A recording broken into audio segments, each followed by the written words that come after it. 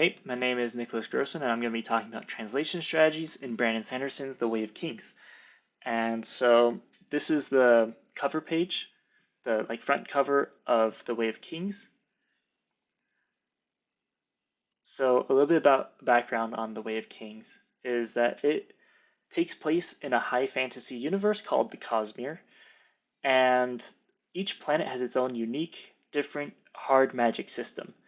And so hard magic means that there's rules in place and that it is more like a science. And as we'll see, this will make it a little bit more difficult to translate. And there's lots of neologisms, so made up words, and many of them are compound words that can prove difficult, especially for Spanish translations where compound words aren't very common. And then there's also a bit of foreignization versus domestication and cultural localization. So some of the neologisms are like spren, parshendi, and shin. So these are names. Spren are kind of like little spirits or fairies, for lack of a better word. And the reason they didn't want to go with just a fairy or spirit is because that could have different connotations depending on the culture. And spren is its own unique thing that has a place in the magic system of the world. And so that's why they decided to just borrow those words from English, because usually those are also compound words like pain spren. And so it'd be like dolor spren and stuff like that. And parshendi are like these people over here in this picture that are like the red alien looking people. So they kind of want to keep that alien feel. And then shin are another people. They are more human, but also kind of more alien feel like with keeping it in the English version. And then there's lots of literal translations like Knights Radiant, Caballeros Radiantes, and Shardblade, and White Spine, which is an animal. Um, but there's also lots of adaptations that they do, like with Alethi, it's a more of an oral adaptation, a phonetic adaptation. So instead of being the English term Alethi, it's they changed the th into z, into the la zeta, because in Spain they pronounce it like a th. So Alethi. Ghost Bloods, same thing where it's like espectral because it's not gonna be like a spiritu. Soulcaster, this one they changed to more of like a molder of souls because of how it's used in the books. So surge binding is kind of interesting because the surges themselves are called potencia, like potential, because the power that you hold kind of moves you to act and to do things. Um, what I found interesting is the word for bridgeman. The translator used a lot of different words for it. Like he didn't want to just say hombres de puente, and he kind of went out of his way occasionally to change it so it wasn't just always hombres de puente, because bridgeman works really well in English, but not so well in Spanish. It can sound pretty clunky. So whenever it was redundant, it was usually simplified. So there was a time when it says like the old bridgeman um, tells Kaladin, "Oh, I wish that man were our king," and instead in Spanish it just says El Viejo. It doesn't say like that he was a bridgeman. It just says El Viejo because from context you can tell that he was also a bridgeman.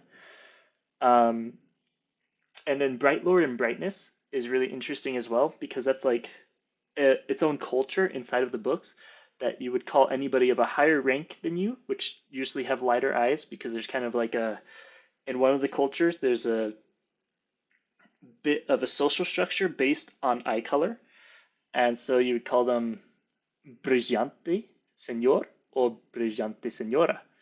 And truthless, this one's kind of interesting. We'll talk a little bit about it more later, but it's a compound word also in Spanish, but it's a little odd because it's not actually a word in Spanish.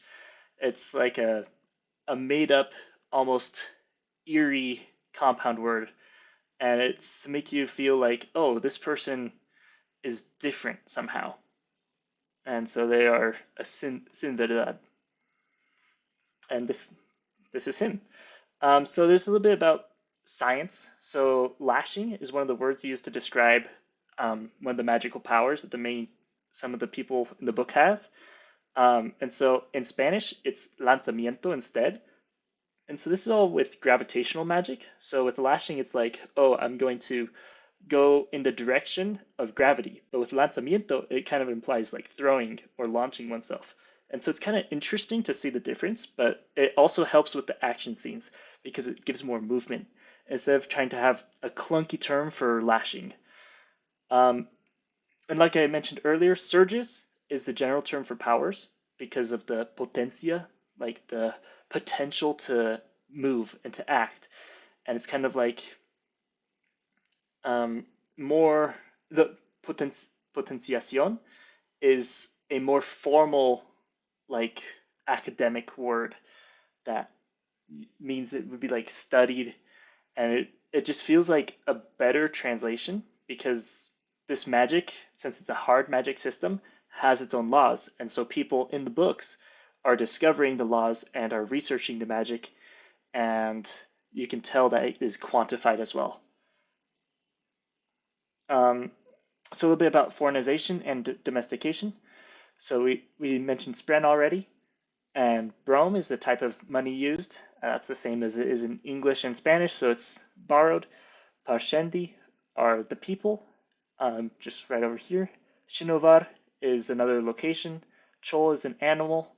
Sin verdad, the truthless. Potenciación. And vincula añas is really interesting because it's like a, it's also a compound word that might feel a little bit clunky, but it's like span read, so it's like linking the two reads is kind of the literal translation, and it's basically for archaic texting. Um, and so that, I thought this one was a really well done like foreignization. So it still feels foreign enough, but you can kind of guess the meaning with context, and it feels like a cool word still in the fantasy story. And some more domestication, Bright Lord and Brightness, where it kind of is a little bit difficult to translate, and so they make it more like Bright Sir or Bright Lady, and Alethi to Alethi, where it's just like a pronunciation thing.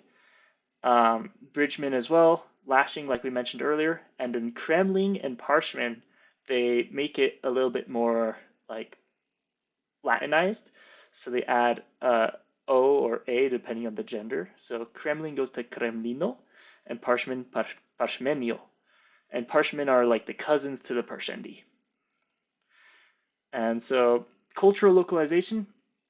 So I don't know if you've been able to tell with just what you've seen so far, but it's written in a Spain localization.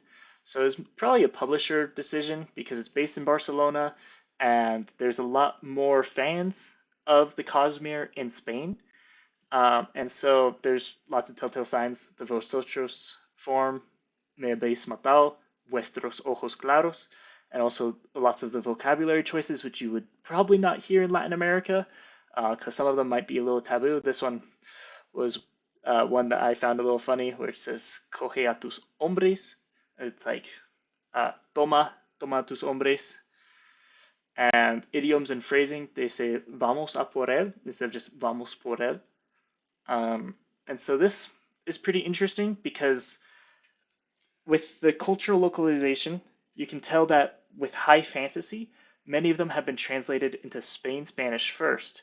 And so a lot of people have that expectation for Spain Spanish to be the Spanish that high fantasy is in.